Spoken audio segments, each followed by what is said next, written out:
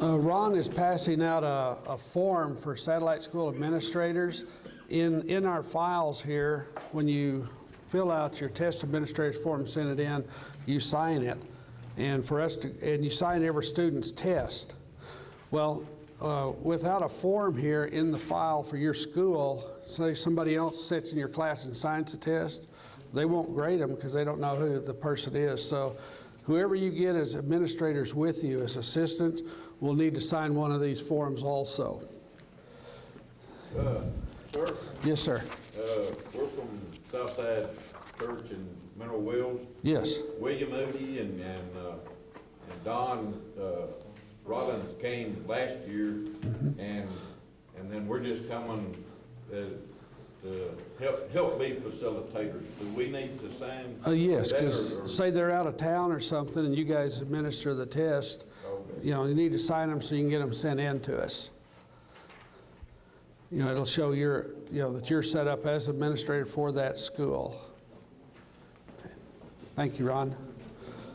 What if you don't know where you're going to be Oh, in well, the school?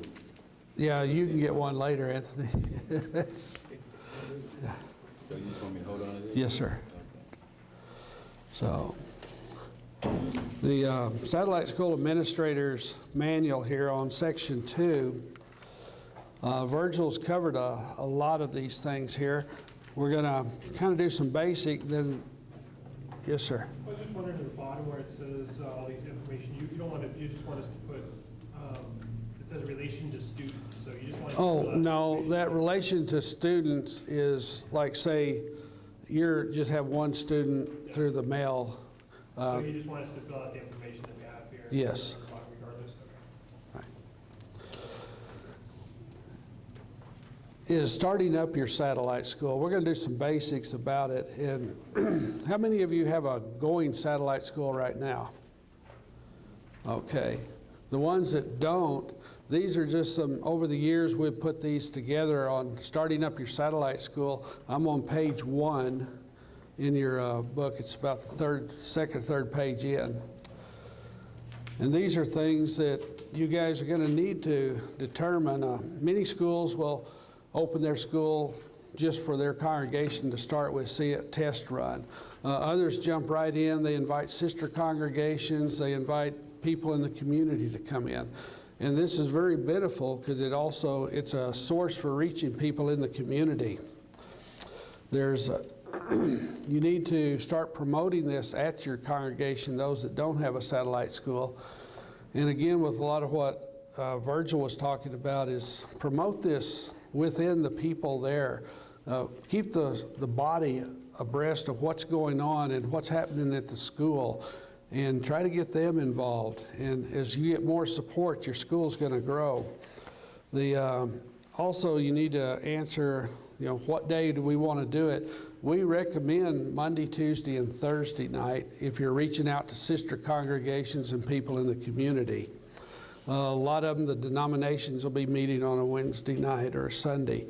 Your sister congregations will be at their own congregation, so those are kind of neutral nights. Friday night with a lot of places, not good because of teenagers and sports with schools.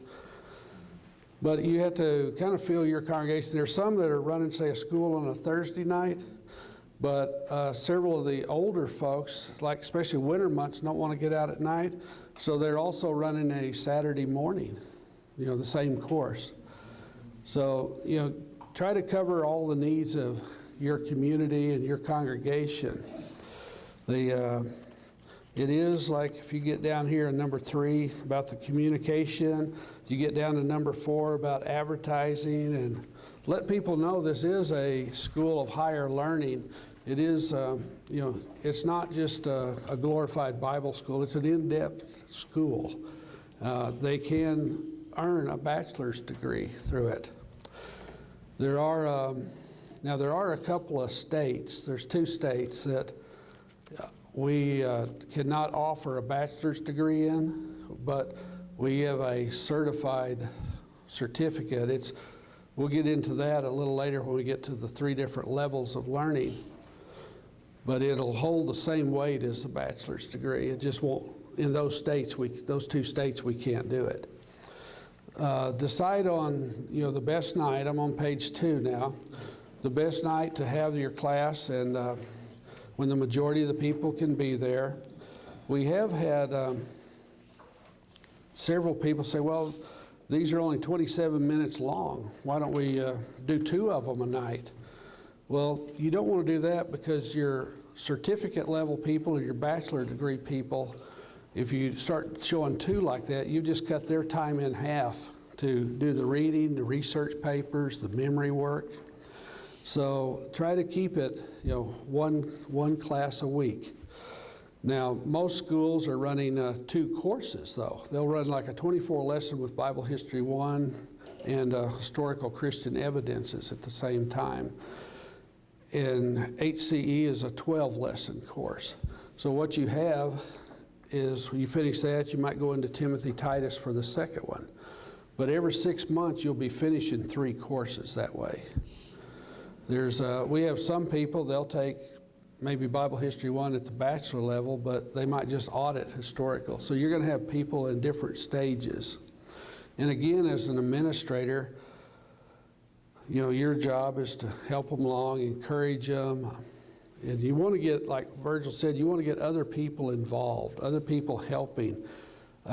If you do that, like say for example, Mary, would you come in and help us get coffee ready before the school starts? And all of a sudden, she wants to participate. She becomes a part of it, but it also encourages that person to keep coming because now they have a responsibility to other students.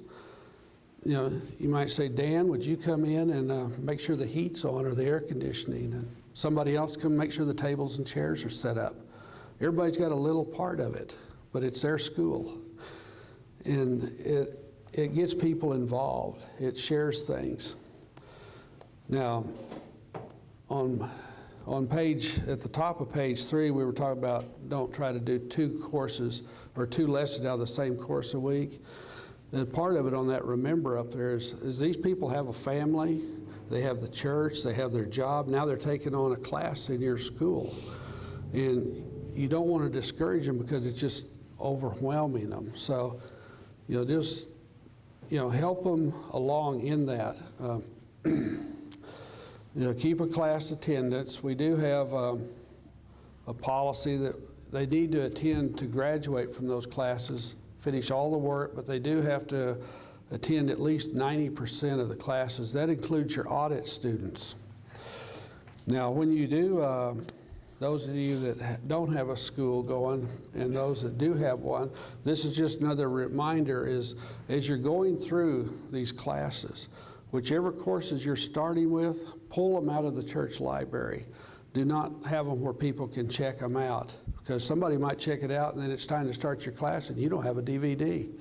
So, and somebody might come up to you and say, well, I wasn't at class last night. Can I borrow it and watch the lesson at home? Well, no. On most of these, there's 4 lessons on a DVD. Now, reason not to loan it is, let's say you loan it to them, and then the next day a family member dies in another state and they're gone, your DVD's locked in their house. Or they might lay it on the dash and the sun warps it, or a kid scratches it up at home. Once you've finished those 4 lessons, though, then you can loan it to them to watch it. But always keep in your possession the 12 or the 24 lessons until that course is finished. Then you can put it back in the church library. On page 9, on page 3 here on number 10, it talks about our satellite school handbook. That's going to be in lesson 4 over here. But we've got the things broke down in freshman, sophomore, junior, senior year. And they're in alphabetical order so you can find the things real quick. You don't have to teach them in that order. Just because Acts is number 1 doesn't have to be the first course. Like I said, most schools start off with Bible History 1 and Historical Christian Evidences. There are a few courses, like for example, we recommend that the sacrificial system is taught before you go into Hebrews. A lot of what's talked about in Hebrews is answered back here in the Levitical system, and so it makes it a little easier for the students sometimes. Number 11 on page 3 is, time's important. Your students have given their time to come to this school with you. You want to, if it says it starts at 7, start at 7. Respect their time. Don't be also changing the times and stuff during the year with your students, because a lot of them might be traveling from out of town. We have people travel, some of them up to over 100 miles to some of these satellite schools to get training. So keep it consistent on your time. We do have, as we said, run it in an orderly fashion. The satellite school now itself falls under your eldership, not under us. We do require, though, that all tests, all research papers are sent in to us for the grading, since it's our diploma that we're giving.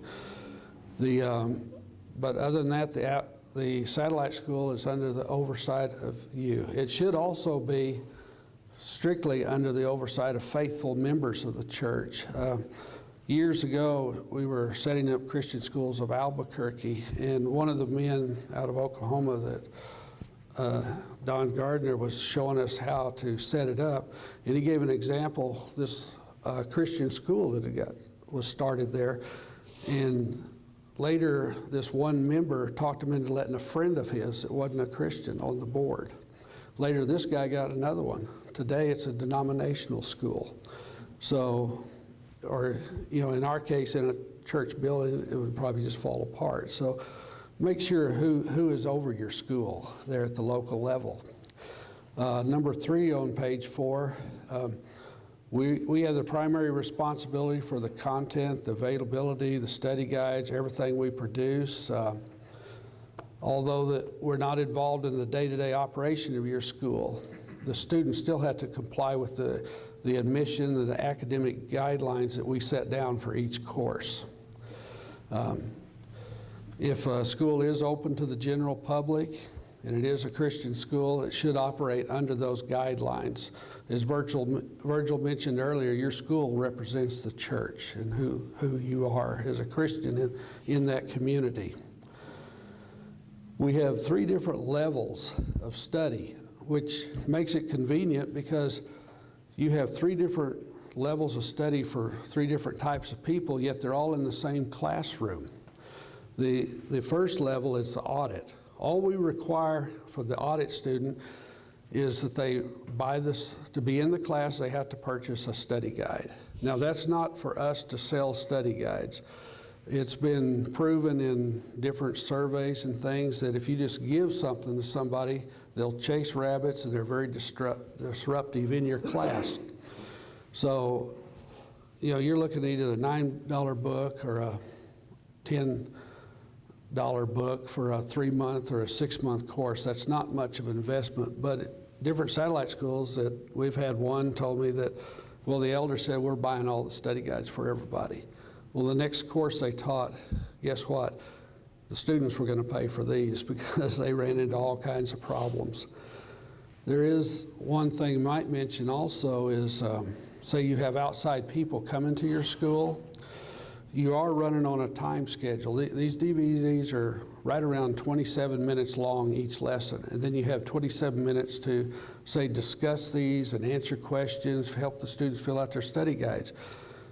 Sometimes if you have an outsider in that's trying to bring in things that are contradictory to these courses, you can gently take it away from them. Just say, well, that's a very good question. If you'll meet me after class, we'll discuss this, but in relative terms, we need to be on schedule here to keep our school going because the other people, but we will discuss it, and so that takes away because you have to keep your school going in an orderly fashion. And now also the audit student, they will not have any tests, they will not have any memorization. The only thing the audit student has to do is attend 90% of the classes and fill out their workbook, and encourage them to get into when they're discussing things and asking questions, get them into doing it. We do recommend that you show the textbooks, offer them to everybody. And why I say that, there was up to one time, almost 70% of our textbooks was going to audit students. So what excites me there is we were getting our brethren back to reading again and building their personal libraries. And just because a person doesn't want to take tests or write research papers doesn't mean they don't want to read and learn. So always offer it, because as these people grow and mature, and I was talking to a brother a few weeks ago from Mineral Wells, and anyway, they were talking about two men, their school's been going, I think, a little over a year now, but two men that never taught, never did anything, are now teaching adult classes because what they've learned in here. They were just audit students, but they have now been matured enough that they are teaching. If the audit students want to, we do recommend that if you want to, you might, every third or fourth week, you might give a little pop test over the last week's lesson. You know, maybe 2 or 3 questions. Just take 4 or 5 minutes to do it. And then this class, you can answer them together. And they can grade their own paper. These aren't for their part of their grade or anything. It's just, it'll get people to thinking. Yes, sir. I don't know if we're taking questions. Has there been any experience in supplementing on textbooks for some of the students by the church? You know, I know there's some members, of course, that we might want to help because they are having financial difficulties. Well, a lot of churches, probably quite a few of them, they buy a set of the books that go with each course to put in the church library. Just check that out. So in the meantime, your school is also building the congregation's library. One place in Albuquerque where I was at, in lieu of flowers at a funeral, we had a list of books.